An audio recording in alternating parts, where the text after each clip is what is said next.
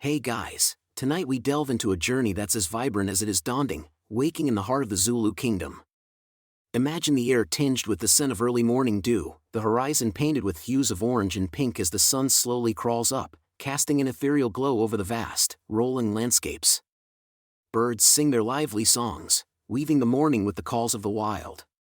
But don't get too lost in the serenity just yet because, frankly, you probably won't survive this without a bit of guidance. The tranquility belies the hustle and grind that are about to unfold in this culture steeped in tradition and resilience. So, before you get comfortable, take a moment to like the video and subscribe, but only if you genuinely enjoy what I do here.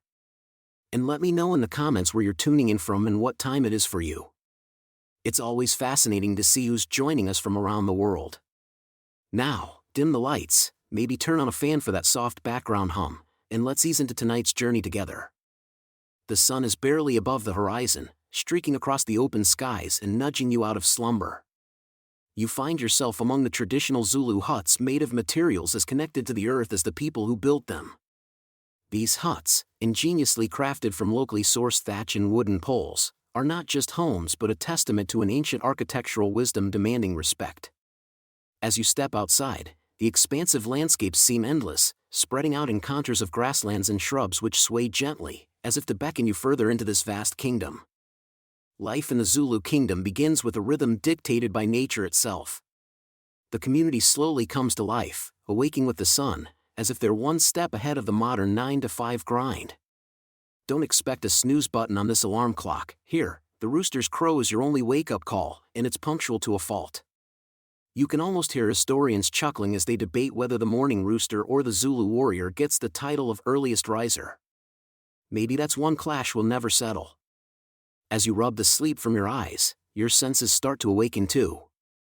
The clean, crisp air fills your lungs, while nearby, you hear the distant lowing of cattle, a crucial part of Zulu life and a sign that the day's work is about to ramp up. Young men and women spill out into the open fields, each with their own tasks, testament to a well-oiled societal routine that thrives on unity and collective effort. Standing there, you'd think you might dodge some of the day's chores, but hold your horse, or maybe, your cow, because here, everyone has a role to play. The Zulu kingdom relies heavily on agriculture and cattle herding not just for sustenance but as a way to strengthen community bonds. It's a kind reminder that modern conveniences like supermarket grazing aisles were once non-existent. Here, survival is a hands-on affair. Traditional roles are clearly defined. Even as you try to blink away the vestiges of sleep, you become aware that each person moving around you knows exactly what needs to be done. There's a nutty charm about the sight, a dance of efficiency and purpose that you'd typically associate with, dare I say, a well-rehearsed Zulu dance. Remember that adventurous spirit you carried from your world before? You'll need it. Just a few minutes in, and you start to grasp the lofty expectations of survival here. That's right, everyone from the toddlers to the elders has their part to play, a human cog in this intricate machine of community duties. Feeling underdressed in culturally rich attire?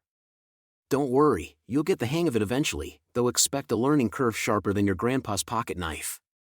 As the sun climbs higher and the morning mist evaporates, it reveals the detailed tapestry woven from daily life in the Zulu kingdom. Communal planning takes precedence, with families gathering to map out the myriad tasks of the day. This chunk of time is as crucial as what transpires during gatherings around a modern corporate conference table, albeit without the PowerPoint presentations and awkward coffee breaks. Efficiency and harmony are key, qualities as palpable in these Zulu routines as the meat and mealia pap that will be consumed later at lunch. The more you observe, the more you realize that Zulu life thrives on clarity and purpose, yet thrives more on community. Privacy? Think tinier than the dung beetle doing its own thing. Life is shared here. Everyone's involved, with surprises only arising in the form of unexpected visitors or chores shifting under unforeseen weather changes, proof that Zulu life keeps you on your toes, just as nature does. Clinging to that last thread of sleepiness?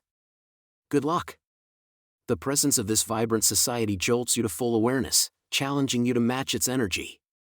And don't go sneaking behind a tree for a nap. The Zulu community spirit will find you, drag you back to the chore list faster than you can say, Shaka Zulu.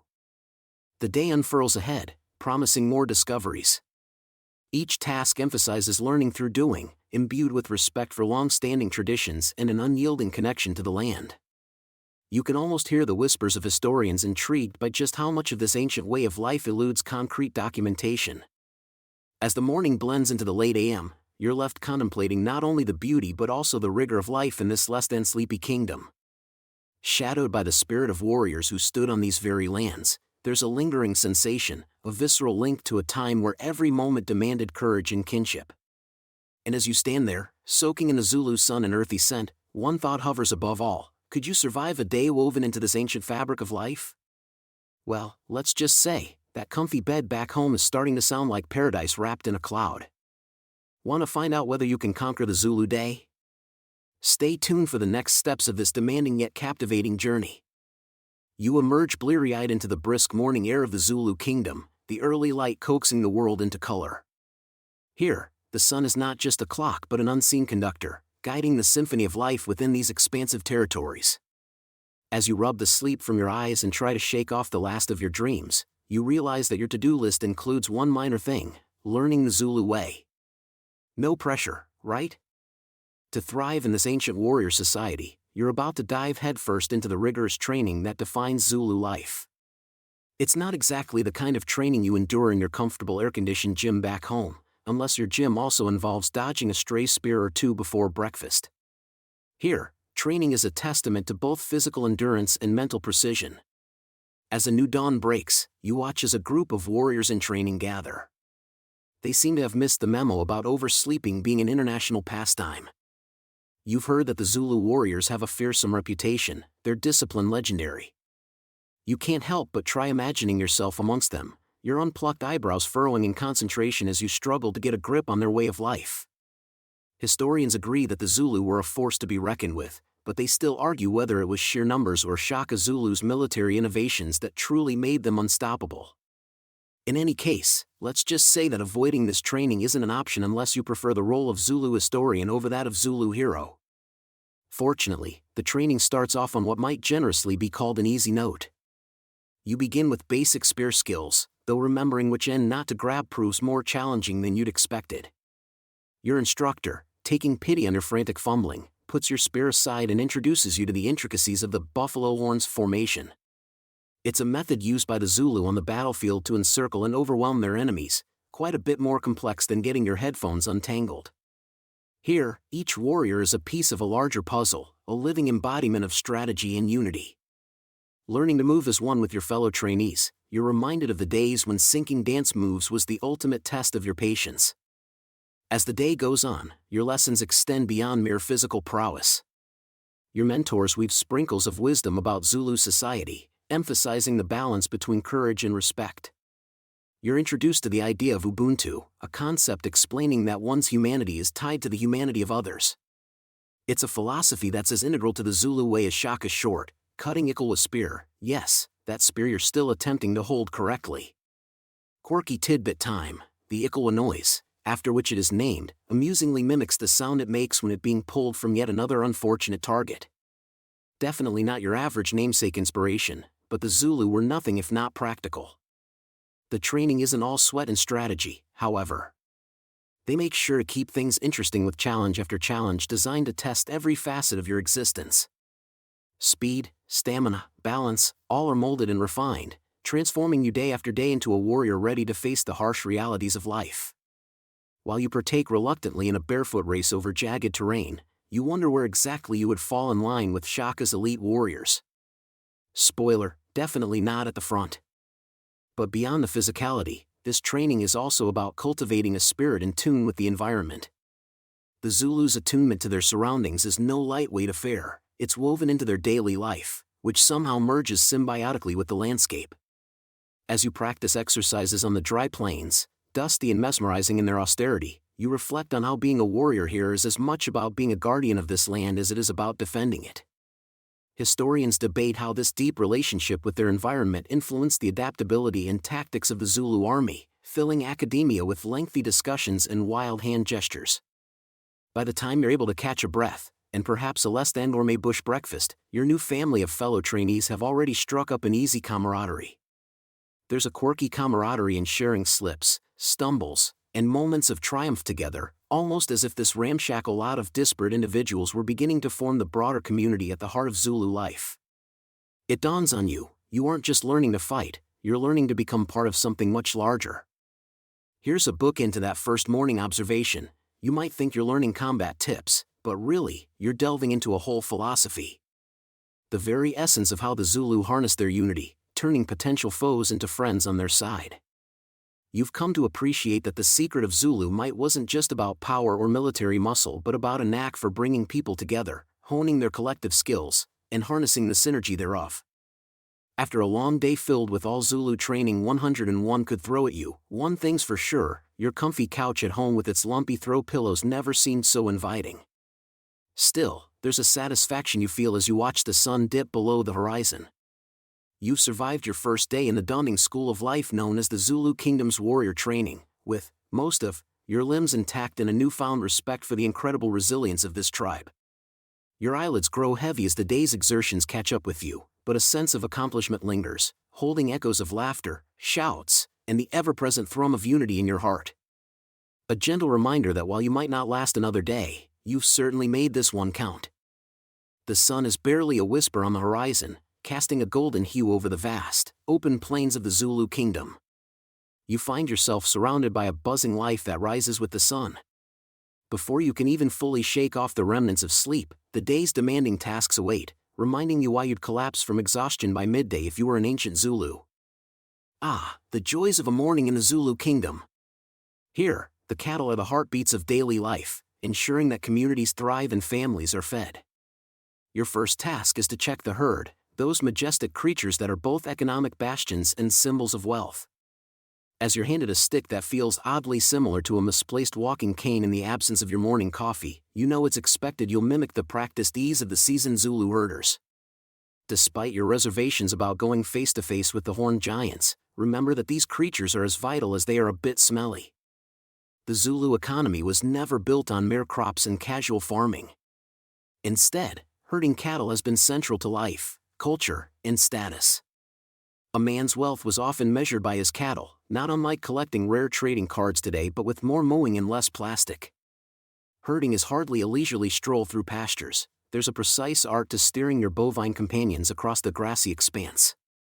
You quickly learn that corralling a stubborn cow requires more improvisation than any modern-day dance routine. While honored to get up close and personal with these famed Zulu cattle, your mind might wander to the trivia that historically, cattle were also integral for spiritual or ceremonial purposes. It's like having an alternative, multi-purpose economy where your wealth can also bless ceremonies or appease ancestors. Cattle's central role is debated among historians, some proposing it was a strategic choice to prevent famine during dry seasons, while others argue it kept families busy and out of mischief. One thing is certain, the Zulus knew a thing or two about sustainability before it was a hashtag.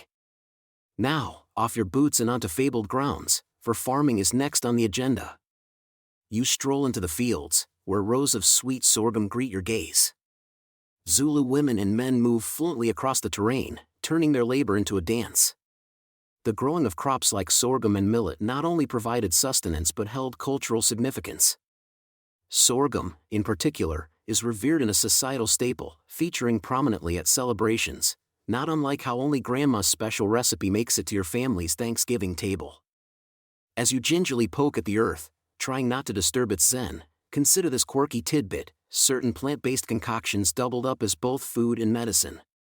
The locals had an intriguing knack for finding nature's secret elixirs long before health food stores started selling every herb with a side of kale smoothie. The fields teem with life, and as the warm embrace of the sun strengthens, it seems to whisper tales of the people who have worked this land for centuries. Everywhere you look, evidence of a shared community initiative echoes, a curious blend of individual toil and collective effort. Traditionally, the entire community partakes in planting and harvesting, reverberating the idea that teamwork indeed makes the dream work. It's no wonder these communities formed tight-knit bonds. The shared workload was a daily reminder of interdependence. Squinting under the mid-morning sun, you might start questioning ancient Zulu sunscreen ingredients. Surely there's a modern SPF equivalent in those thrifty concoctions, perhaps best left as a nostalgic memento of yesteryears, sans the crocodile dung undertones found in some sunscreen alternatives from other African cultures. Despite your aching muscles and the illusion of a contemporary corporate ladder that feels more appealing than ever, there's a sense of accomplishment you can't shake. Sitting down for a well-earned drink in the shade, you ponder over the close community ties fostered through such labor-intensive practices. The very fabric of Zulu life was woven in these fields and among these herds, a symphony of collective breath echoing long after you leave this daunting yet grounding experience of Zulu agriculture. Lastly, remember to embrace the heat, the dust, and the stubbornness of an ornery cow from the day's efforts. You've now got your own quirky story to share beside the metaphorical fire pit, one where you're the unlikely intrepid adventurer navigating the intricate pulse of Zulu life. As your presence fades back into the annals of history, you understand why day-to-day survival in the Zulu kingdom was not for the faint-hearted. After all, the test of endurance here was less about fighting fierce battles and more about understanding the profound cadence that life revolved around, grounded in the soil beneath your feet and the cattle at your side. In the Zulu kingdom, understanding your place within the social strata isn't just a matter of courtesy, it's the key to unlocking the doors of respect and functionality in your everyday life. As you shuffle through the huts beneath the sun-drenched sky, the hierarchy unfolds before you like a finely woven tapestry. It starts within the nucleus of the family, where roles are as defined as the bold patterns etched into traditional Zulu shields. Everyone knows their place, from the wise elder, whose stories are as enduring as the baobab trees, to the energetic children practicing mock battles with sticks. Respect for hierarchy extends beyond your family circle and into the broader community.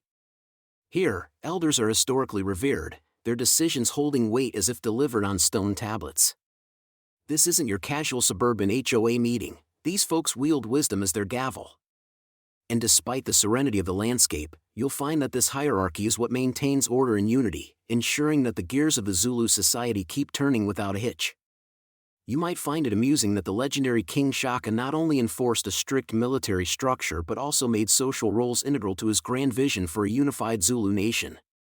Imagine a board meeting chaired by a fiercely determined leader who could, quite literally, handle a spear as adeptly as a modern CEO handles a PowerPoint clicker. That's the mainstream historical fact tucked into this narrative. Shaka Zulu's kingdom was as much about social order as it was about military might. Historians still argue whether it was his innovation on the battlefield or his prowess in social engineering that truly powered the heyday of his reign. Regardless, you'd quickly learn that navigating these waters requires more than just understanding your rank, it's about embodying the principles that keep the social engine humming smoothly. In what might come as a quirky surprise, there's a playful hierarchy even among the cattle. Each beast has its place and knows its business, a reflection, perhaps, of the farmers who watch over them with the practiced eyes of those who've been born into this role for generations. It's said that people could identify their cows in a herd faster than some of us can find our cars in a crowded parking lot. And let's not even start on the arduous process of milking. The four-legged prima donnas have a knack for deciding when they're in the mood to oblige, as if they, too, are aware of their rank in this age-old domestic dance. Negotiating these societal lanes, you'd be cheekily reminded that pointing out the pecking order requires a touch more subtlety here than pointing out an in-flight movie choice to your seat neighbor on a long haul. In a world where interpersonal dynamics are as important as mastering the crafting of a spear, the complexity can seem somewhat daunting. That is until the spirit of Ubuntu, meaning I am because we are, gently soaks into your awareness, like a soothing balm after a day's laboring in the sun. Grasping this essence, you'd soon realize that one misstep in navigating these relationships might very well render you the baffled outsider, much like the occasional mixed signals of those timeless smoke signals from a neighboring settlement.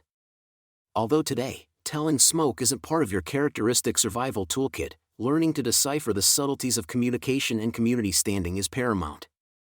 As the sun dips gently towards the horizon, casting long shadows that dance on the ground like spirits from a Zulu tale, you reflect on your place in this captivating yet challenging world. You come to understand that respect is garnered not just by fulfilling one's role but by upholding the community's interwoven threads with honor akin to a revered heirloom passed lovingly from one generation to the next. There's a kind of poetry here, one that whispers through the tall grasses of the savannah and resonates in the quiet smiles exchanged amongst the people as duty's end and camaraderie begins. It's then you grasp the subtlety. Here, rank doesn't merely dictate, it binds, it uplifts, and it ensures that each member thrives, not in isolation, but together. With this newfound wisdom tucked snugly beneath your mantle, a wisdom that could rival the potency of any ancient Zulu proverb, you seamlessly integrate into this mesmerizing mosaic, their customs no longer alien but a part of the rhythm that pulses amid the dusty Zulu paths. As your day here draws to a contented close, bathed in the rosy glow of sunset, this society's lessons of hierarchy become your own quiet, cherished insight. After navigating the intricate labyrinth of Zulu social structures, you find yourself ushered into the vibrant world of traditional Zulu attire and craftsmanship. This is where the very threads of daily life are woven, quite literally. You are handed a modest assortment of materials, animal hides, beads, and various natural fibers.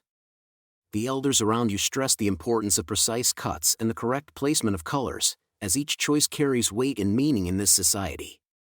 Your first foray into this crafting extravaganza requires a curious blend of patience and creativity, kind of like assembling flat-pack furniture, but without an instruction manual or the promise of a finished product that won't collapse under its own weight.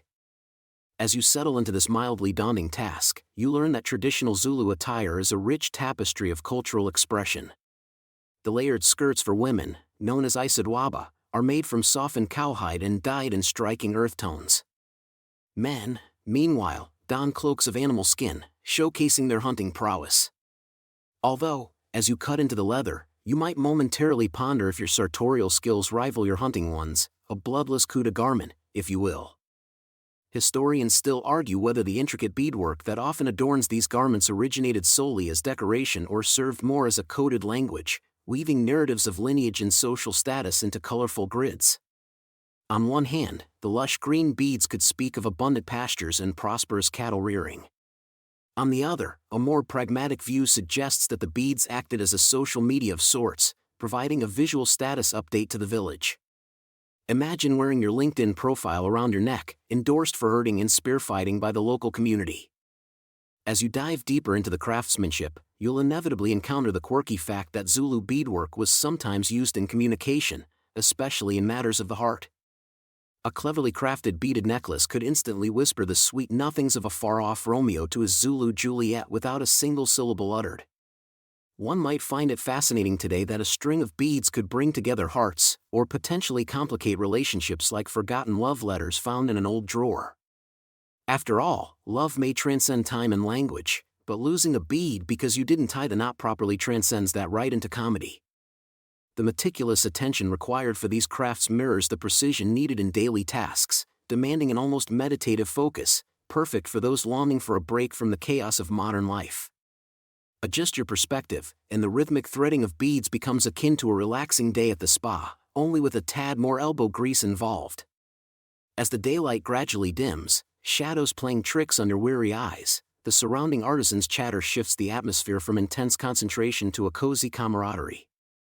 Here, in the heart of this creative endeavor, a bond forms over the shared goal of intertwining fabric and history, stitching together past and present.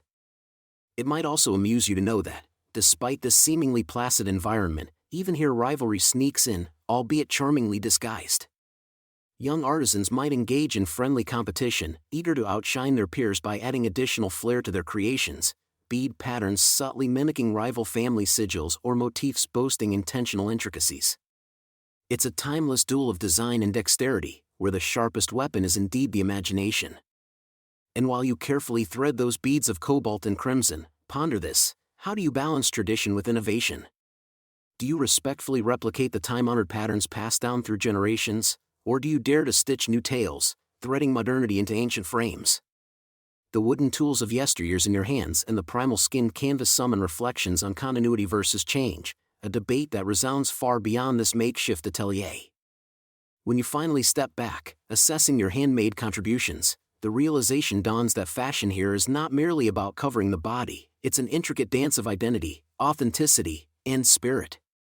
Each item you craft may not be runway ready, unless we've stumbled onto the set of Project Runway, Iron Age, but they stitch you closer to understanding how attire, from elegance to eccentricity, tells a people's history. In the end, as you exchange nods of mutual respect with your fellow artisans, you grow mindful of how every touch, every knot ties you not only to the garments but to stories flickering through the loom of time. This observation, quietly profound amidst the general hum, tugs you into the fabric of the Zulu way of life. Somehow, everything, from beads to jokes to keen debates over colors, sews you tighter into the fabric of this vibrant, enduring world. And as the last traces of dusk seep into the edges of the sky, you humbly roll your finished masterpiece into a carefully folded bundle, imbued not just with skills hard-won, but stories and stitches that, in their quiet way, hold as much sway as the warrior's paramount. An echo of the past wraps around you, a garment stitched with the thread of time, securing you snugly within the long line of history, an observer, a participant, an artisan of the soul. As the sun reaches its zenith, casting its warm glow over the vast, undulating landscapes of the Zulu kingdom, you find yourself drawn into the heart of community life, the preparation and sharing of meals.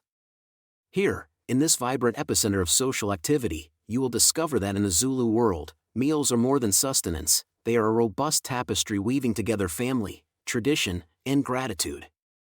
Picture yourself amidst the bustling prep area, surrounded by the soothing hum of conversation mixed with the rhythmic chopping of vegetables.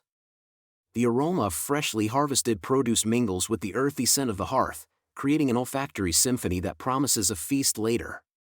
And let's not forget the mingled anxiety and humor of ensuring every morsel reflects communal pride, not last night's cooking mishaps, because Zulu culinary critique, much like modern dining reviews, can be both daunting and amusingly candid. The Zulu meal, like any good blockbuster movie sequel, builds anticipation. It commonly features generous portions of maize, a staple grain that holds a starring role in a dish called uphuthu, a crumbly porridge reminding you of polenta but with the added perk of nostalgia and cultural depth. Accompanied by tender meat stews and vibrant greens, each bite tells a story of the land and the people who have cultivated it for centuries.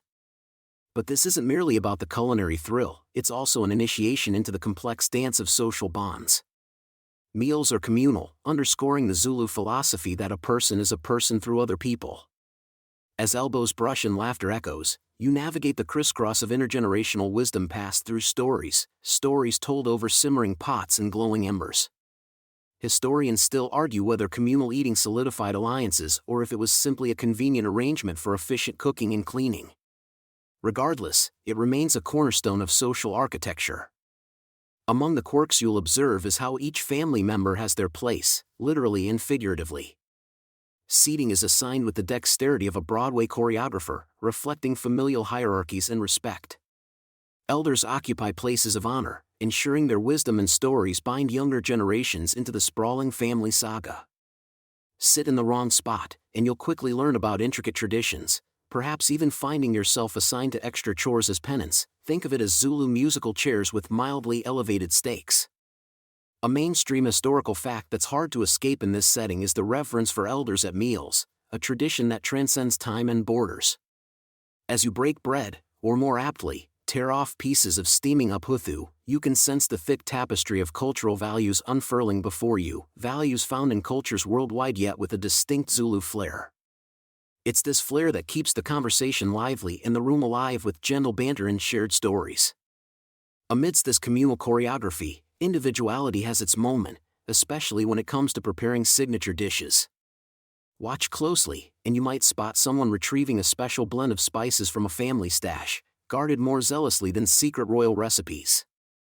Whether these secret mixes truly revolutionize the meal or serve as a clever placebo effect, they epitomize the unique fingerprint each participant leaves on the collective feast. Consider the perplexing question: do these meals serve as a political stage, influencing the social dynamics and power plays within the group? Historians continue to debate whether these gatherings smooth fraught politics or if they simmered with underlying tensions, the ancient equivalent of tense family reunions during holiday seasons. Regardless, awkward dinner politics aside, what you can't fail to notice is the role of humor as the secret ingredient, a pinch here, a guffaw there. Laughter is as hearty as any stew, particularly when recounting the day's adventures or past follies, such as that time Uncle stumbled into a bush, mistaking it for the latrine, an evergreen tale guaranteed to elicit eye rolls and chuckles alike. As you finish your meal, savoring the last morsels amidst the ambient chatter, you feel a warmth beyond the hearth's fire, one that emanates from the people themselves, united in purpose and passion. It's the blend of flavors and fellowship that leaves an indelible mark, weaving you gently and irrevocably into the community fabric. The meal concludes, but its magic lingers, a binding force that transcends mere nourishment. Here, in the communal spirit of the Zulu people, you find an echo of humanity's quest for togetherness, a fleeting yet timeless reminder of our collective journey across ages and landscapes. As the shadows lengthen and the first stars timidly twinkle above, you realize that you've participated in an ancient tradition, as timeless as the land itself, grounded in basic human connections and warm camaraderie. So, as you help clear the meal remnants under the vast, starlit sky, you appreciate the intricate dance of preparation and sharing, a dance that spins you back to the days before smartphones banished dinner conversations to the annals of nostalgia. You retreat into the stillness, carrying with you the echo of laughs and lessons, the vibrant hum of a society that cherishes its roots and soars on its dreams. And who knew? Making community meals in the Zulu kingdom might just be the original social network, predating likes and hashtags but infinitely richer in spirit. As the evening paints the sky with hues of purple and gold, a gentle breeze carries the scent of the day's dust and the sweet embrace of approaching night. You gather around the inviting warmth of a crackling fire, its dance orchestrated by the wind and the stories woven by those who sit before it. Storytelling by the fire is not merely a pastime in the Zulu kingdom, it is an ancient ritual, preserving history and imparting vital cultural values. Your curiosity about the Zulu tradition of storytelling might keep you more awake than the caffeine from your third cup of coffee. These gatherings are a melting pot of entertainment, education, and memory-keeping. Stories of legendary battles, mythical creatures, and ancestral wisdom swirl in the smoky air. The perfect antidote to a dull history class, wouldn't you say? The storyteller, an elder with a voice as rich and aged as the land itself, draws you in with tales of Shaka Zulu, the great king whose military innovations were as sharp as his spear. Did you know that Shaka revolutionized warfare with tactics that historians still argue whether were truly his innovations or an evolution of existing strategies? His famous bullhorn formation turned battlefields into chessboards, with each move calculated and precise. As the narrative unfolds, you realize there's more to these stories than just thrilling victories and strategic prowess. They're rich tapestries of moral lessons and societal norms.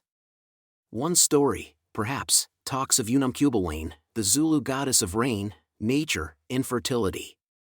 According to lore, she sometimes takes the form of a beautiful maiden, walking the earth to guide and protect. Yet, despite her benevolent nature, she has a fiery temper.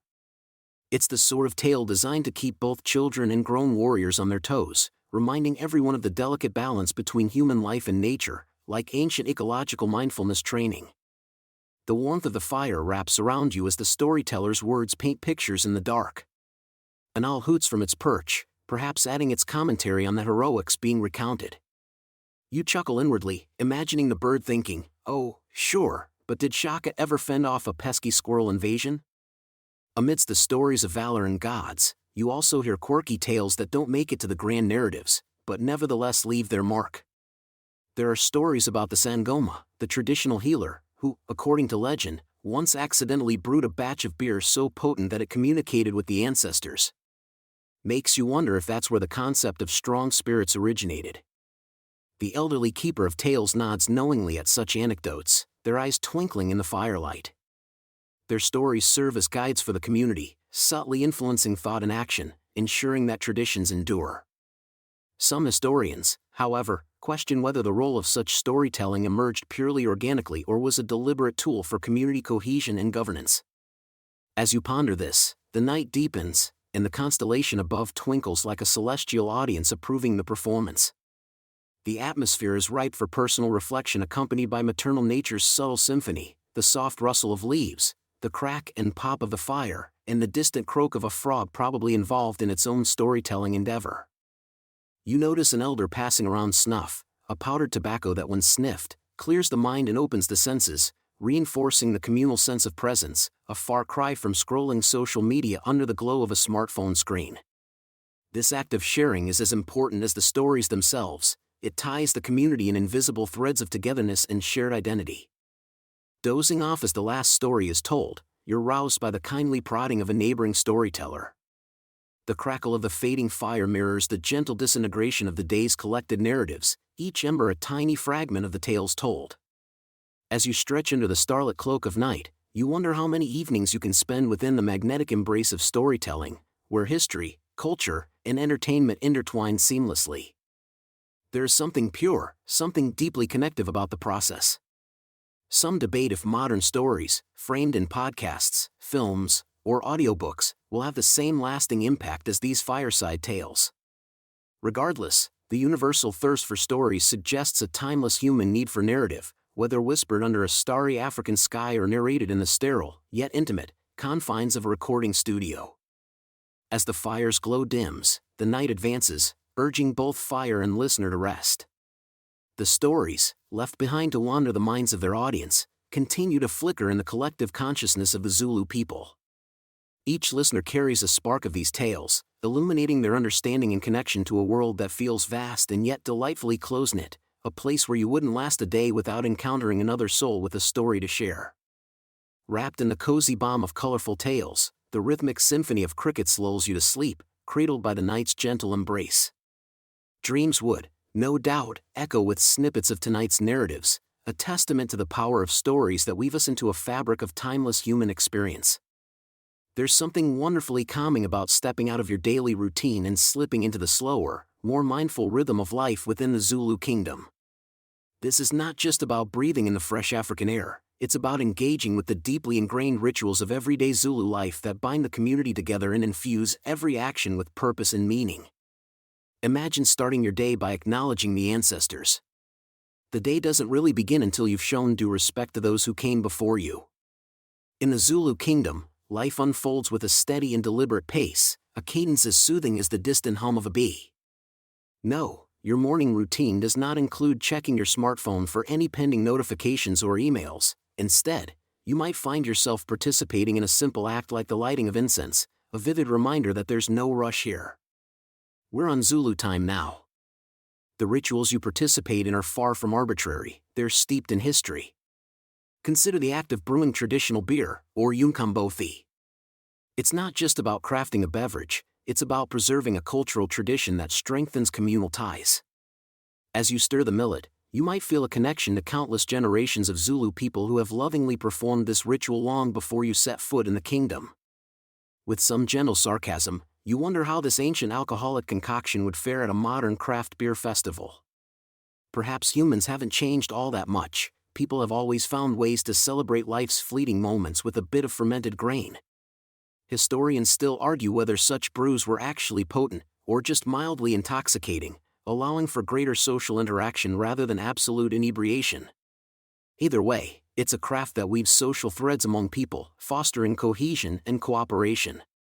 Diving into domestic life, you find that grinding maize is an art form. Of course, there are no fancy espresso machines to jolt your system into hyper-alertness here. Instead, you've got a pestle and mortar, and you're going to need upper body strength matched only by dedicated gym-goers back in the 21st century. The rhythm you settle into with each downward motion feels remarkably meditative. It's as if each grain crushed under your hand releases not just its nutrients, but whispers of wisdom from days gone by. And let's not forget those small, peculiar customs that add laughter to life. The children might engage in a game where they sneak up on adults at work, eliciting playful yelps.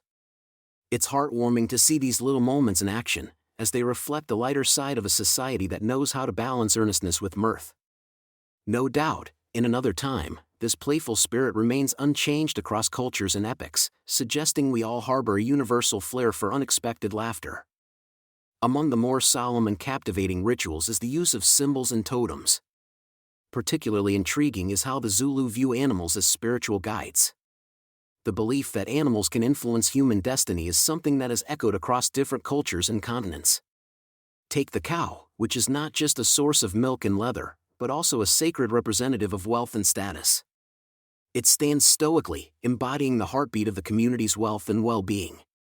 So, no urging this animal to mow your lawn like a suburban goat. Here, every creature holds deeper significance. But before you think you've escaped all modern-day inconveniences, let's discuss cleanliness rituals.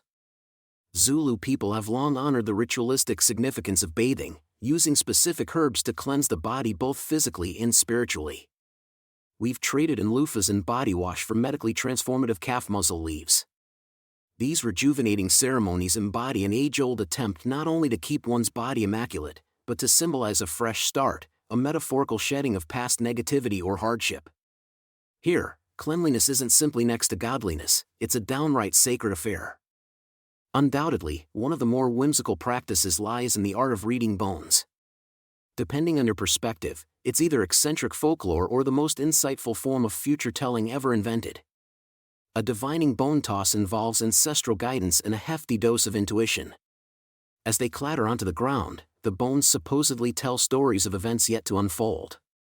To you, it might sound like the cultural origin of reading tea leaves, or the latest horoscope forecast, but in the Zulu worldview, these rituals offer a bridge to a more profound understanding of existence. But what good are these spiritual connections in daily labors without celebration? This transition isn't an abrupt jump to chaotic revelry. Instead, the rituals pave the way for festivities that firmly embody both gratitude and joy. While you're still puzzling over whether that peculiar chicken pecking around is a sign of fortune or just lost its way, remember that these rituals are not just exercises in tradition, but echoes of a larger cosmology where even the simplest actions become channels for resilience, unity, and spiritual wellness. Your day in the Zulu kingdom casts a hypnotic charm that stretches beyond hours and tasks, bridging you to a world where each movement contains multitudes, provoking a newfound appreciation that sneaks effortlessly into modern life, subtly nudging you to reevaluate the significance of those seemingly mundane daily rituals back home. As the sun dips below the horizon, the Zulu village transforms, casting long shadows that dance playfully across the ground, a fitting prelude to the preparations for the vibrant traditional Zulu dance you're about to experience. You can almost hear the drum beats whispering through the air, coaxing both the earth and your feet into a rhythm that speaks to a time before memory. No pressure, right? After all, history isn't waiting, it's moving step by synchronized step with the drummers. Today, you're not just a spectator, you're stepping into the hallowed circle of dancers. A quick reminder, Zulu dances aren't these charming little side skits you pull out at your cousin's wedding reception. Nope, they're an epic spectacle rooted in centuries of tradition, where every movement carries a story as deep as a secret whispered across generations. Imagine trying to bust out the electric slide in that crowd. Now that would be an anthropological study worth writing home about. Feeling the rough texture of the Isagabu drum beneath your fingertips as you pass by, you can almost fathom why some historians still argue whether the dances were originally meant for pure celebration or as an elaborate form of martial training. In the Zulu realm, these dances often serve both purposes, drawing the community closer while honing the skills that would make any warrior proud. Each beat is both a heart-pumping warm-up and a step in building social harmony. As you begin to stretch and prepare, the importance of the rhythm cannot be overstated. It's more than just catchy beats to sway along to, it's a binding agent, weaving together the personal and the collective into one cohesive unit. The whole seamless synchronization thing might seem daunting at first, but there's something delightfully democratic about it. Whether you're an awkward outsider or an agile local, the music waits for no one. Much like that annoying group dance instructor, it commands compliance through sheer irresistible momentum. A particularly quirky element in all this preparation is the attire. The elaborate costumes you're donning are almost as imposing as the dance itself.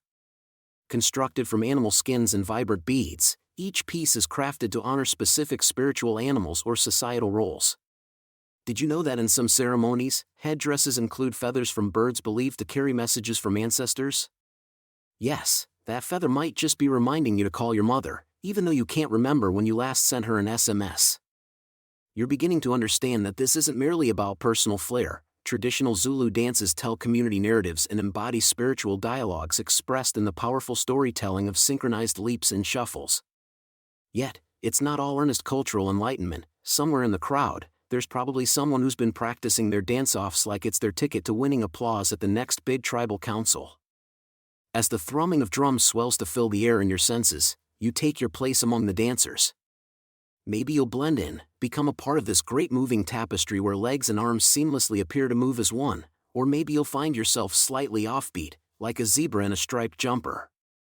But that's okay, because every stomp, twirl, and shout has a purpose that transcends impeccable grace. Midway through this exhilarating collective enterprise, you can almost feel the spirit of Shaka Zulu cheering you on. Well, at least that's your new, encouraging theory. Celebrated for his martial brilliance, Shaka is a legendary figure who reimagined Zulu warfare and, incidentally, may have had a hand in popularizing some warrior-esque moves designed to intimidate adversaries. That involuntary air punch? totally attribute it to channeling his strategic prowess. The vision of perfection in dancing might prompt some debates. Some might argue that today's Zulu dances evolved under external influences, adapting new moves and styles.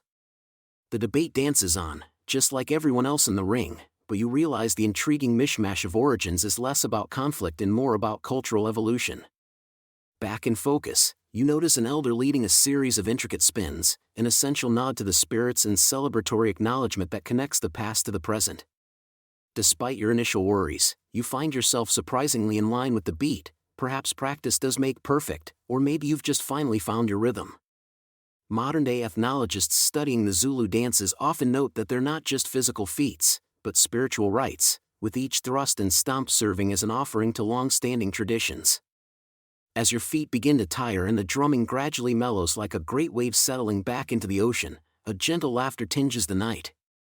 Is it the relief of not twisting an ankle, or the sheer joy of being an unexpected marionette in this rich cultural jig? Who knows? The feeling is almost tangible, much like the warm aroma emanating from the scattered fires where post-dance refreshments await. Finally, with the music winding down, you take a moment to capture the experience. Perhaps later, over a communal drink and some freshly cooked meal, you'll laugh about the time you quite nearly collided with the most experienced dancer, like a wayward satellite misjudged by ancient astronomers. Nevertheless, in this unfolding tapestry of history, one thing becomes abundantly clear: preparing for a traditional Zulu dance is not for the faint-hearted. It merges festivity with discipline, weaving a narrative that is as complex as it is celebrated. You've learned a thing or two, maybe got your spirits lifted, and found a moment of unity in guiding your feet through the dance steps that echo across generations. So pat yourself on the back, sit back, and unplug. After all, you've shared an age-old tradition, and perhaps most importantly, you didn't trip over as history watched you move. Surrounded by the vibrant hues of the African landscape, you find a moment of tranquility in the Zulu kingdom, a place where life is intertwined with the natural world in ways that might seem foreign to your modern sensibilities. Here, the boundaries between humanity and the earth are blurred, not unlike that time you thought wearing beige on a beach meant blending in. As you sit under the vast African sky, the Zulu understanding of nature as a sacred, interconnected web becomes more than just an abstract concept, it's a living, breathing reality. The Zulus believe that every element in nature, from the smallest blade of grass to the mightiest river, holds spiritual significance. In their worldview, which is as colorful and intricate as a piece of Zulu beadwork, nature is not merely a backdrop to human life but a co-conspirator in the great play of existence. It's like seeing Mother Earth not just as a set piece, but as a leading lady, deserving of fan mail and maybe an Oscar. This philosophy is known as Ubuntu Gabantu, which means a person is a person through other people, but it beautifully extends to nature itself, suggesting harmony and respect towards everything around us. Historians still argue whether this close connection to nature was a direct response to the environment's demands or a deeply ingrained spiritual practice passed down through generations. But amidst these debates, one thing is clear: the Zulus' respect for the natural world has informed their practices and cultural narratives in profound ways. For instance, the use of indigenous plants in traditional medicine is not only practical but steeped in spiritual significance. Imagine if all our remedies came with a side of spiritual enlightenment, what a trip your last cold would have been. As the day progresses, you engage in the delicate dance of observing the abundant biodiversity around you. The Zulus are acutely aware of the messages the natural world communicates.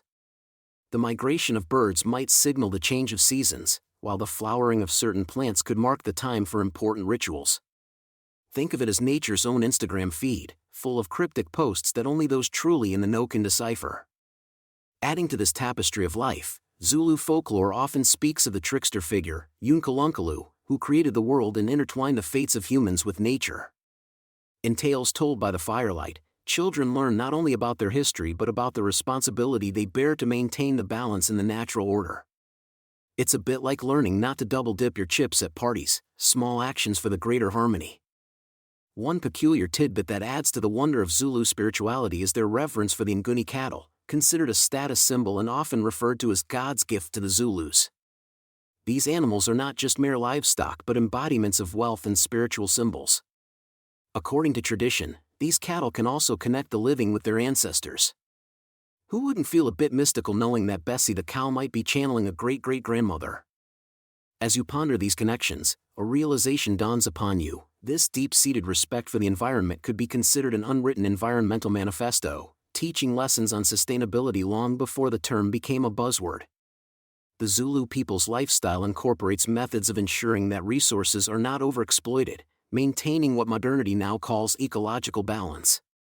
When every decision hinges on the well-being of both people and planet, it's not just living sustainably, it's living right. Even in their crafts, like weaving traditional Zulu baskets, the choice of materials and methods reflect this bond with nature. These artworks often use natural dyes and materials sourced from the local environment, demonstrating resourcefulness and an intrinsic understanding of the land's offerings.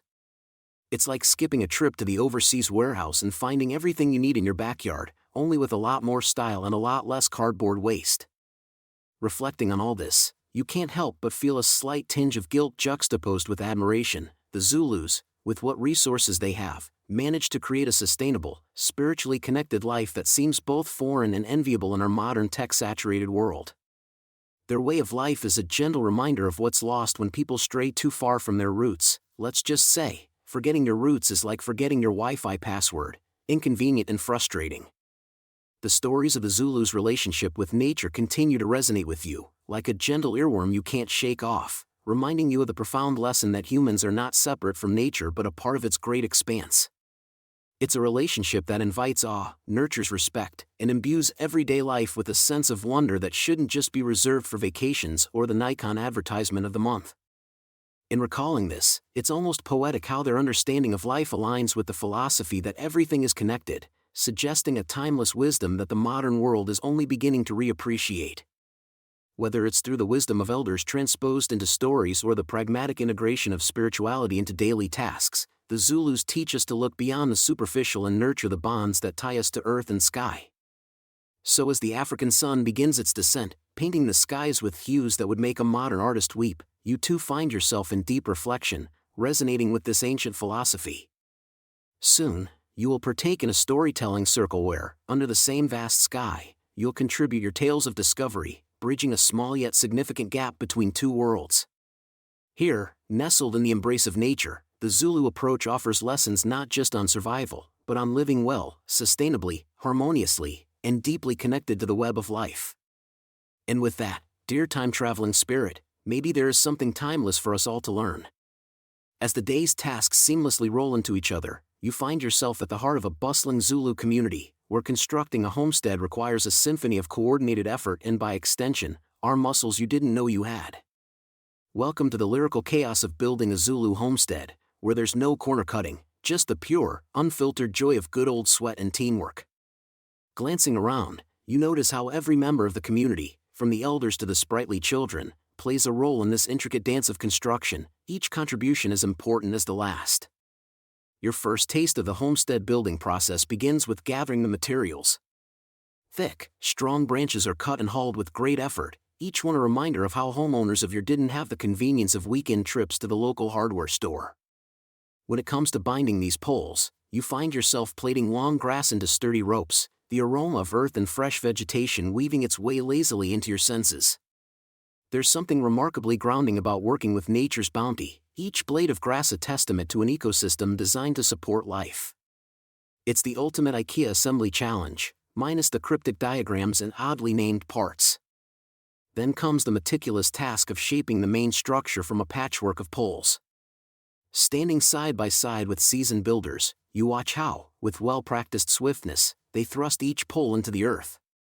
The language they speak seems as ancient as the land itself, a mixture of commands and encouragement echoing over the clatter of tools. Historians still argue whether this process was a solemn ritual or just an excuse for a bunch of very fit people to sweat profusely in close proximity. But watching it unfold, you suspect the truth lies somewhere in between. As you bustle about, you might spare a moment to glance up at the clear blue African sky, pondering how the compact Zulu homesteads have withstood the test of time, both as physical structures and symbols of community cohesion. There's a timelessness to these buildings, each homestead a nucleus around which family life revolves, holding memories of the past and hopes for the future, much like that shelf you keep meaning to dust. These homes, traditionally called the muzi, are circular, perhaps a nod to the belief that life is a recurring cycle, or possibly because triangles just wouldn't look as nice in mud. Now, getting to the heart of the operation, the application of mud, a task that some might argue is more art than labor. With sleeves rolled up and a slightly harried look in your eye, you need the thick, wet clay, mixing it with water and straw, before slathering it over the woven structure like a chocolate ganache over a sponge. Imagine icing a cake the size of a small house without the benefit of a spatula, and you begin to get the idea. The tactile experience is strangely satisfying, akin to the relaxing squelch of barefoot mud wading in childhood summers. While you sculpt and smooth, seasoned hands guide yours, passing down age-old techniques, ensuring the homes are as much a marvel of endurance as they are an artwork of the communal spirit.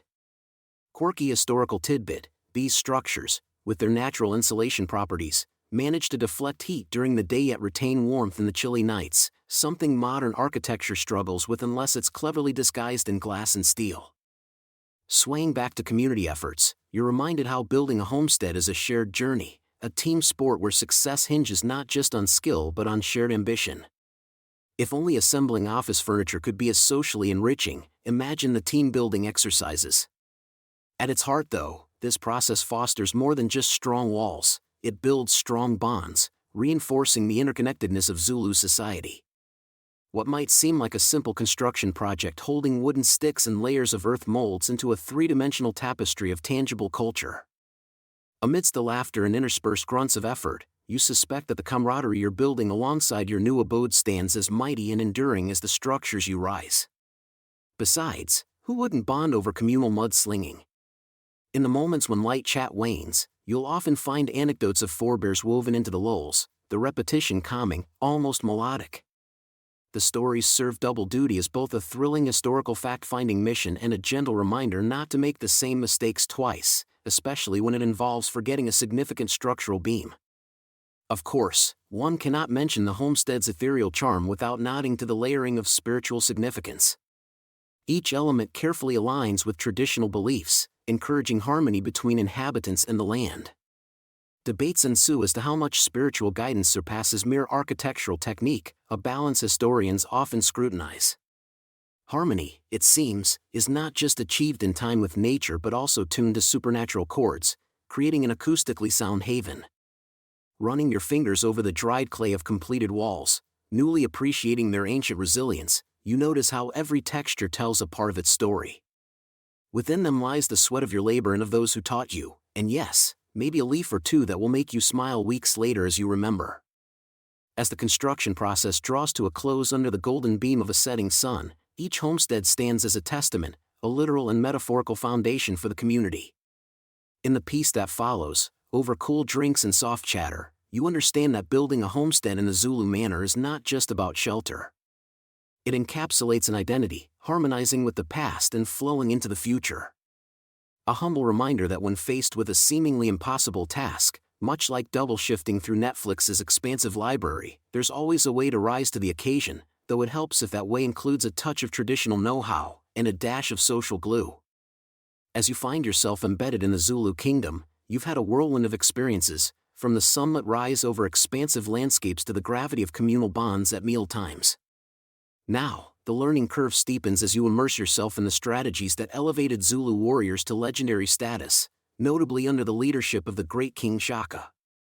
During your time here, you've undoubtedly heard whispers of Shaka Zulu's name bouncing off the walls of the kraal, much like rumors these days move across social media platforms. But what made these warriors, under Shaka's reign, such a formidable force on the battlefield? Picture yourself in a military training ground, the air thick with anticipation and perhaps just a hint of trepidation, so much for a casual stroll through history. You begin by examining the basic weaponry that's likely to become your best friend, or worst enemy, depending on how quickly you adjust to this new reality. The iconic Ikawa, a short stabbing spear designed for close combat, is introduced to you with the reverence reserved for a modern-day smartphone. Unlike the unwieldy throwing spears or any number of apps cluttering your device, the Ikawa was revolutionary, allowing warriors to maintain contact with their weapons during aggressive maneuvers. Your instructor, with the patience of someone explaining a meme to their grandparent, walks you through the importance of speed and agility. Zulu warriors were trained to run barefoot for miles across harsh terrain, a practice that historians still debate, whether it was more about building foot resilience or simply a nature-inspired minimalist ethos. After all, in a land where sandals were optional, such endurance was critical. Now, let's talk about strategy. Much like trying to outsmart your GPS during a detour, Zulu battle plans were all about adaptability and foresight. The meticulous horns of the buffalo formation exemplified their tactical prowess. You watch your fellow trainees split into the formation's three distinct parts: the center, or chest, engage the enemy directly, while the horns circled to enclose them. Meanwhile, a loins group waited in reserve, a bit like keeping the dessert hidden until everyone's finished their veggies. Imagine the surprise these maneuvers caused to opposing forces. It's as if those enemies were expecting a nice game of checkers but got Grandmaster-level chess instead. As the day wears on, you also gain insight into Shaka's innovative leadership. Much like a CEO implementing disruptive technologies, Shaka introduced training reforms that optimized warrior efficiency at astonishing levels. Uniformed regiments and logistical improvements, no more BYO shield haphazardness, were instituted, ensuring that the Zulu army functioned as a unit, not just a collection of individuals. Even the psychological warfare was next level. Shaka understood the power of intimidation, using it like a strategically placed plot twist in your favorite series. Yet for all the glamour associated with battlefield heroics, the life of a Zulu warrior wasn't all 24/7 epic clashes. Imagine living by a warrior code emphasizing loyalty, mastery, and, surprisingly perhaps, the domestic chores warriors were expected to perform as part of their communal duty. This often involved activities like building or repairing homes, kind of like today's Google interns making the afternoon coffee run. Everyone does their part. And what of Shaka, the figure at the helm? Scholars often engage in lively debates, questioning to what extent his reputation consists of true accounts versus mythic inflation. People say success has many fathers, but so too, it seems, do legends. Was Shaka a tactical genius or merely a singular product of his times? Such questions linger as you partake in physical drills and strategic sessions, a subtle reminder that history maintains its allure partly because of its mysteries. Before leaving the training grounds, your head brimming with newly acquired knowledge and your body telling you stories of muscle strains you didn't know were possible, you reflect on the less discussed quirks of warrior life. For instance, who would suspect that warriors sometimes used crocodile dung as a primitive form of sunscreen? Talk about a tough regimen. But as the sun dips below the horizon, casting long shadows over the terrain, even the most mundane aspects are imbued with a sense of shared purpose. In the grand tapestry of your experience within the Zulu kingdom, gaining insight into the strategies of Zulu warriors adds yet another vividly colored thread. It's a reminder of the complexity, genius, and sometimes absurdity that fills the pages of history, a journey part heroic epic, part comedy of errors, and entirely unique. With this newfound perspective, you now meander back to the communal fire, ready to not only hear, but better understand the tales of valor and strategy that sparked the era and fueled the legends during your stay. As you step into the vibrant yet demanding tapestry of Zulu life, you quickly learn that like any societal pillar, the role of women within the Zulu kingdom is as indispensable as the inexorable sunrise. It's a day-in-the-life experience suffused with a gentle strength that commands respect and admiration. Women here are not simply supporting characters in a grand narrative, they are dynamic through-lines who braid together the communal harmony with their everyday deeds, much like the intricate patterns of their craftwork. Your journey unveils the manifold roles women hold. From managing the household, a feat of organizational prowess that rivals modern office management, to wielding significant influence in social leadership, Zulu women are multitaskers extraordinaire. You see firsthand their adeptness in maintaining the hearth, a role that might conjure images of quaint domesticity, except there's nothing quaint about overseeing the food, fire, and welfare of an entire extended family clan. Exploring the homestead, you observe women deftly handle various tasks with an unspoken choreography. The brewing of beer, or a chwala, for instance, transforms from a simple brewing process to an art form with its elaborate rituals. Even historians still argue whether this alcoholic beverage served more as a social lubricant or spiritual conduit, highlighting its multifaceted role in Zulu life. While it's a drink best consumed gathered around the warmth of a fireside chat, let's admit, even your average Friday night barbecue might benefit from a little of their impeccable brew. Let's take a peek into the economic sphere, where Zulu women flex their prowess. Their involvement in crafting beadwork is not just about aesthetics or the equivalent of an Etsy store. These beads are laden with cultural significance, communication tools within the community, each color and pattern an encoded message. Imagine sending a text message that needs no Wi-Fi, and can be worn as a hat band or necklace, a little awkward on the thumbs, but with zero data overcharges. It's quirky indeed that these tiny beads weigh so heavily in terms of cultural currency. Beyond the tangible matters of hearth and craft, Zulu women also play a decisive role in social diplomacy and conflict resolution. The gathering of women for communal decision-making brings to life the term "it takes a village," except instead of it being a tongue-in-cheek reminder of parental woes, it manifests as a real and impactful process where women's wisdom steers societal directives. They are the unseen fibers in the proverbial yarn ball, weaving together the collective conscience of the community. So, as you witness heated discussions over disputes handled with a mere nod from a seasoned matriarch, your appreciation for these peacekeepers grows. Nestled amidst the hum of this bustling life is another intriguing debate: did the women wield covert political power behind closed doors? While mainstream history emphasizes warrior tales and kingly sagas, whispers of matriarch-led councils suggest a riveting subplot that merits exploring. Maybe one day, historians will unravel the full extent of their influence, or perhaps that's just one more delightful mystery to contemplate under a starlit sky. The spiritual dimension of their role further enriches your understanding of Zulu women. Engaging in communal rituals and ceremonies, their presence is essential in maintaining the metaphysical balance between the world of the living and that of the ancestors. You find yourself drawn to the rhythmic hum of their chants during rituals, which have an oddly soothing effect, akin to listening to soft rain drumming on a rooftop. These rituals are believed to protect against diseases and ensure bountiful harvests, bridging the natural and supernatural in a delicate dance of faith. Yet it's not all work and no play. Women keenly participate in the social fabric through song and dance. Their roles in music making and dances are no mere sideline entertainment but rather vibrant expressions of Zulu culture, where stories and values are passed through generations beneath the guise of celebratory festivity. As you watch them move with an artistry that seems almost effortless, you realize these performances are conduits of cultural heritage, much like attending a live TED Talk but with far more rhythm and color. While you enjoy witnessing the dazzling aptitude of the Zulu women, remember their influence also extends into familial interactions. Understanding their intricate clan networks is akin to navigating an extended family tree with branches so interconnected that you'd need a spreadsheet to remember all the cousin twice-removed references. Herein lies the gripping paradox: Zulu women's roles are steeped in tradition and modern relevance, marking a dichotomy where they are custodians of deeply rooted cultural practices while also being agents of change and progression.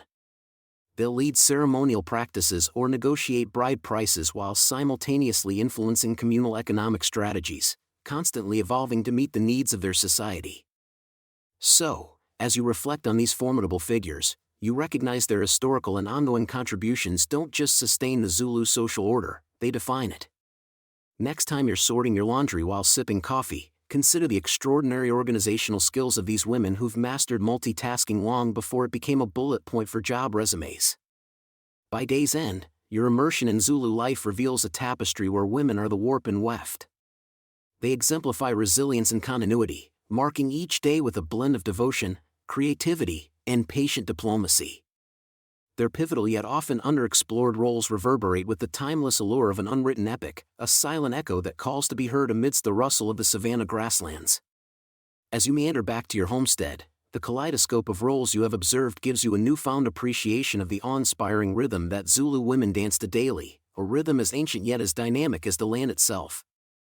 As the sun climbs to its mid-morning throne, casting long golden rays across the land, you find yourself enmeshed in the vibrant and chaotic tapestry that defines life in the Zulu kingdom. Life here isn't always about rhythms of music and tales by the fire.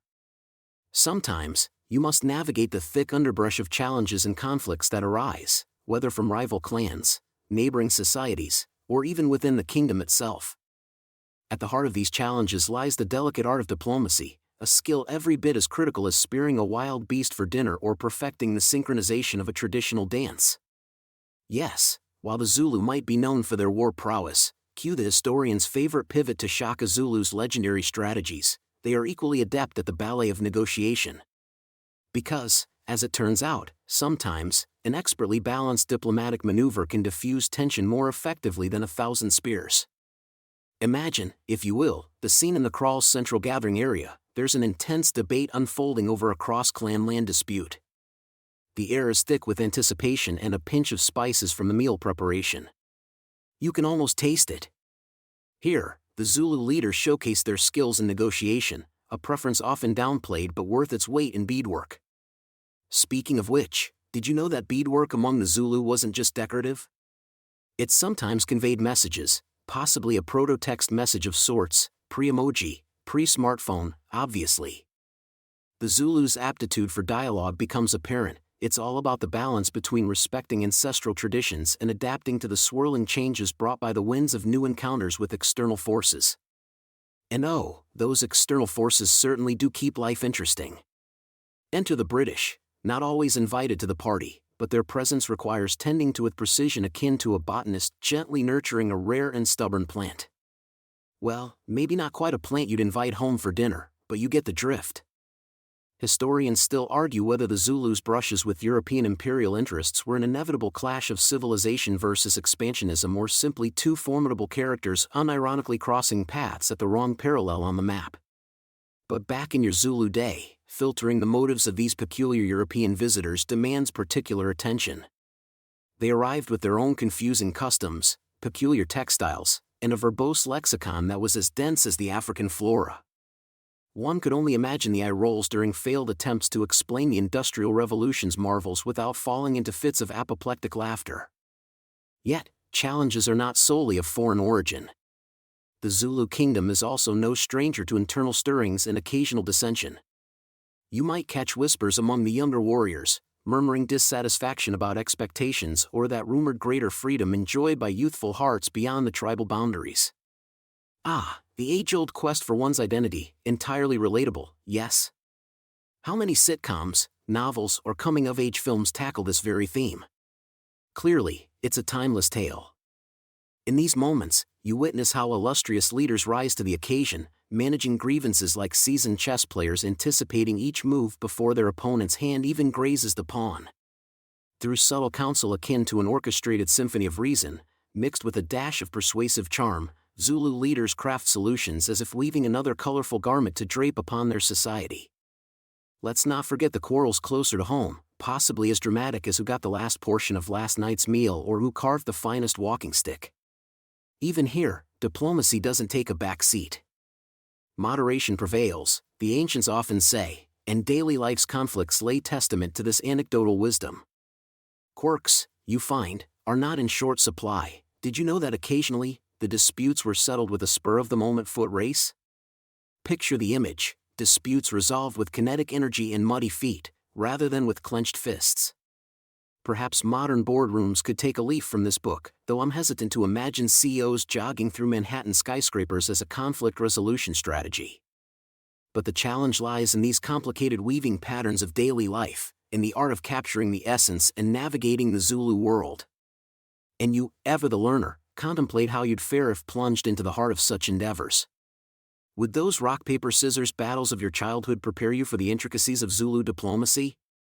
Perhaps. As you navigate these tumultuous currents, both foreign and familiar, literal and figurative, there's an undeniable charm in witnessing how this society manages to thrive amid such discord. They understand that balance isn't just meant for dancing at celebrations, but rather as an enduring theme stretching across life's stage. And so you continue, weaving through the living quilt of Zulu life, with each thread whispering tales of balance, ingenuity, and fortitude.